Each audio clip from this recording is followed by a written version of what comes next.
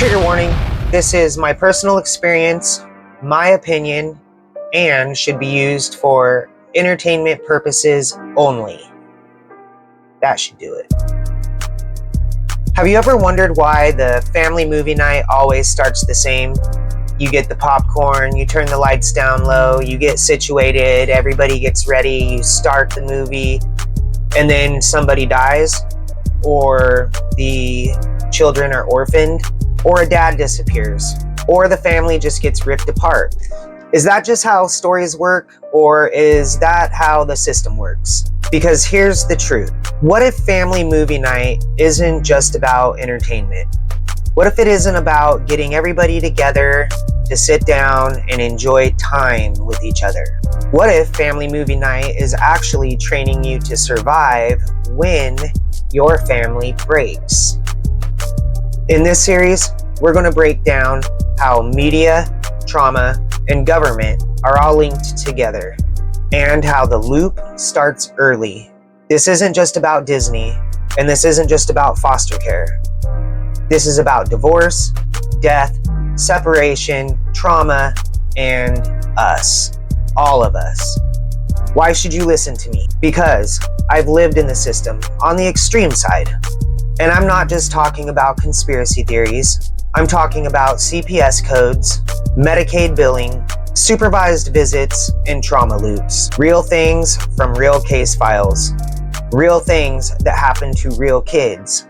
And today we're going to just start with Dumbo. But that is just the beginning. Because as we go deeper into this series, we're going to pull back the curtain on MK Ultra, Monarch programming, and other government projects you've never even heard of, but you should have. Why start with Dumbo? Because it's not just a cartoon. It's a blueprint for breaking kids early. Whether you're a foster kid, a kid from a divorced family, or you're just someone who has watched these movies and felt that hurt. This is about you. So let's break Dumbo down like a real case file. Because if it wasn't just a cartoon, it would look exactly like a CPS report sitting on somebody's desk right now. In fact, in a lot of ways, it looks like mine. Case subject, Jumbo Jr., aka Dumbo.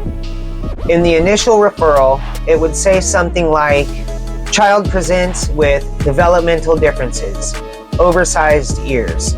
Peers begin bullying, shows signs of isolation, and that's not just a sad moment, that's called Z13.14 Developmental Screening for Physical Differences.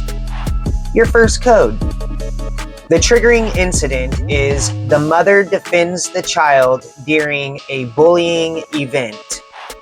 Physical altercation occurs.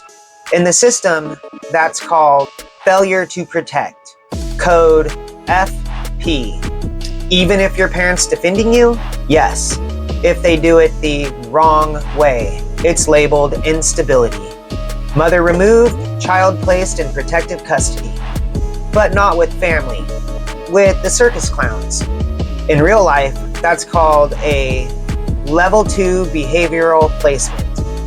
Billing code H2020. Therapeutic Behavioral Services. That means the state gets paid daily to manage the trauma they created. So now we move ahead to what I call the supervised visit. Remember when Dumbo gets to visit his mother and she's in the mad elephant car? That's not just a moment of sadness. That is a supervised visitation loop. In Medicaid terms, that's H0032, Behavioral Health Plan Modification. Translation, they bill for letting you hug your mom through the bars. And if you are a child who has had to have a supervised visit with your parents while they were in jail, this hits you in the chest. But let me tell you what this scene feels like if you're a foster kid sitting in somebody else's house.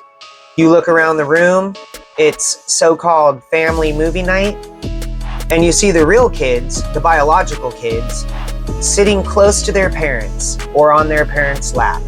You don't have that. You realize you're sitting alone in somebody else's house. watching the cartoon version of your life play out and entertain the family you're sitting with. And you already know exactly how this is going to end. Because in real life, you don't get to decide when that visit's over. The state tells you when it's time to leave.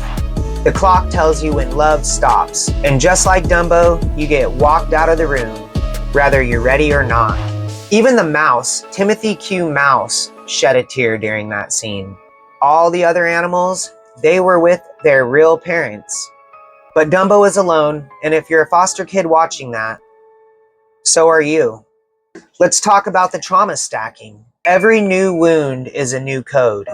Reactive attachment disorder, F94.1. Child detaches from caregivers. Adjustment disorder with anxiety, F43.12. Emotional dysregulation cycle. Family disruption by separation, Z63.5. Documented trauma from removal. In each of those codes, they're not just nodes. They're billing triggers called reimbursement events. Finally, what I call compliance condition. So what happens after you break a child like that? You teach them to perform. He learns to turn his pain into a show. In real life, that's called trauma performance compliance. Smile through the abuse, make the crowd laugh, learn that compliance equals survival. Here's a little something about Mr. Walt Disney that we will be covering in these next upcoming episodes as well. Some of the stuff that's known, some that's unknown. Like they tell you Walt Disney changed after his mother died. That's the mainstream story. Something about he had bought her a house, there was a gas leak, she died, he felt guilty. Since then, all of his movies had no moms or they were split up, traumatized. And the death of his mother was the excuse for why his movies got darker. But what they didn't tell you was Walt Disney was already working with the government. He was working with the FBI as an informant. He was working with the CIA and the Department of Defense. Disney Studios ran propaganda during wartime. They didn't stop. They just changed the format. They shifted from open propaganda to psychological operations, disguised as entertainment. And Disneyland itself, not just a theme park. It was funded and designed to help military intelligence and government contractors.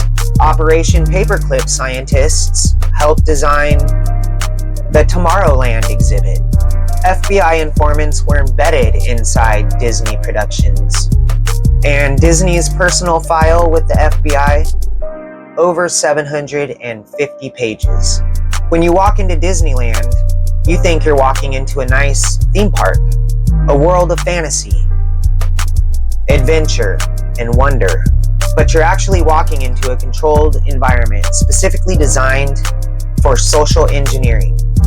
And the movies, they're just the home version of the same system. Why do all the movies start with death and separation? It's not just storytelling, it's trauma programming. Because if you want to control a population, you start early. You teach them grief before they actually experience it. You teach them loss before ever losing anything. And you make sure they think it's normal. And when I started pulling this apart, I thought it was something else. It's not just MK Ultra. It's not just Monarch. It's global. Other governments were doing the exact same thing, and Disney was a huge part of the network that helped build it.